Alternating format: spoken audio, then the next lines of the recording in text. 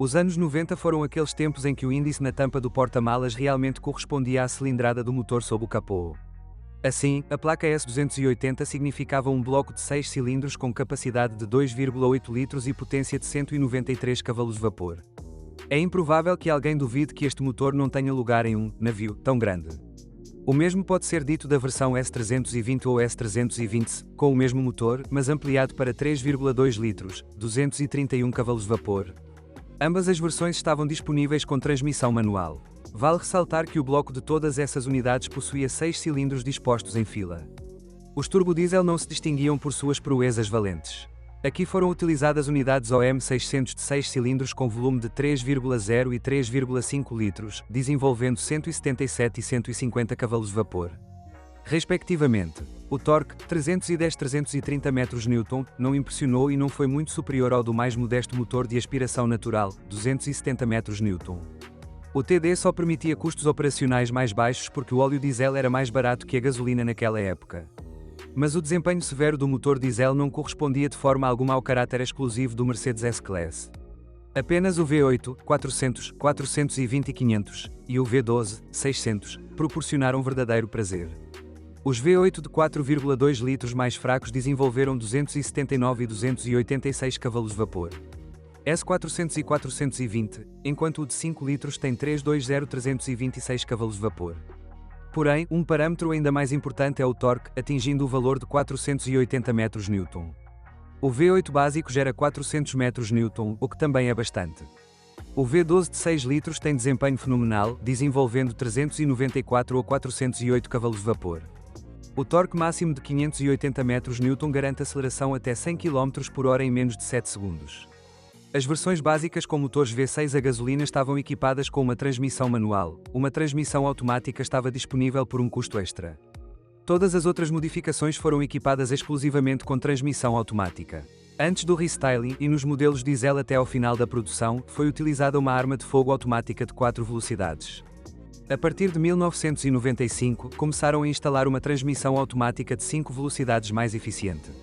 O sedã executivo só poderia ter tração traseira. Em primeiro lugar, você precisa pensar porque precisa de um carro assim. Um sedã enorme é bastante inadequado para a condução diária, especialmente na cidade. Mas, se não dá para ficar sem isso, então a melhor escolha seriam as versões S320 ou S300C. Vale ressaltar que a última designação esconde um motor de 2,8 litros. Em qualquer caso, não se deve esperar um bom desempenho dinâmico dos motores de 6 cilindros. Não se deve contar com consumo médio de combustível inferior a 15 litros. As versões com transmissão manual são um pouco mais económicas, mas não tão confortáveis. Ao contrário da crença popular, a parte elétrica das unidades de potência não é complicada e não requer intervenção constante. Todos os motores possuem uma transmissão de distribuição tipo corrente, que é durável. No entanto, com uma quilometragem impressionante, a corrente de distribuição e as engrenagens do motor S600 de 12 cilindros se desgastam mais rapidamente. Os custos operacionais são diretamente proporcionais ao tamanho do motor e ao número de cilindros. Mas também é necessário desmontar 2 cabeçotes de 6 câmaras, o que é bastante caro. Você também deve estar preparado para a sede insaciável do 600º, cerca de 20 litros por 100 km. Porém, a confiabilidade e durabilidade dos motores dependem de cuidados do passado. Os motores diesel são mais suscetíveis a avarias, principalmente o de 3,5 litros, que tem medo de superaquecimento. A gasolina é R6 mais barata para consertar e também familiar para muitos mecânicos.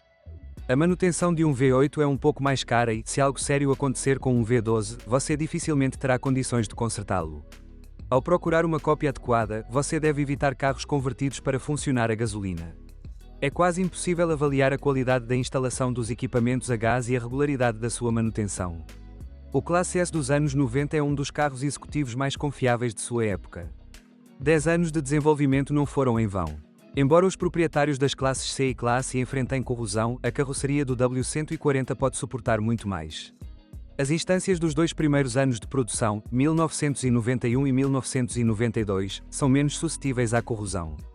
Em 1993, a Mercedes, atendendo a exigências ambientais mais rígidas, passou a utilizar tintas à base de água.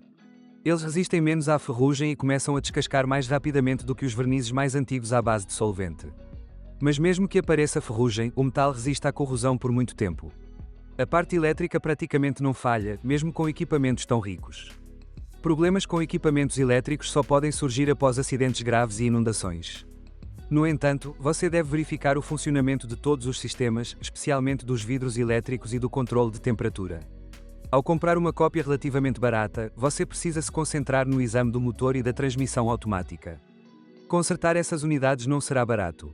Vale a pena inspecionar a caixa e o eixo traseiro em busca de vazamentos. Ao inspecionar, você deve olhar sob a tampa de abastecimento de óleo. A presença de depósitos de carbono indicará trocas irregulares de óleo ou má qualidade, e depósitos leitosos e espumosos indicarão problemas com o cabeçote ou juntas.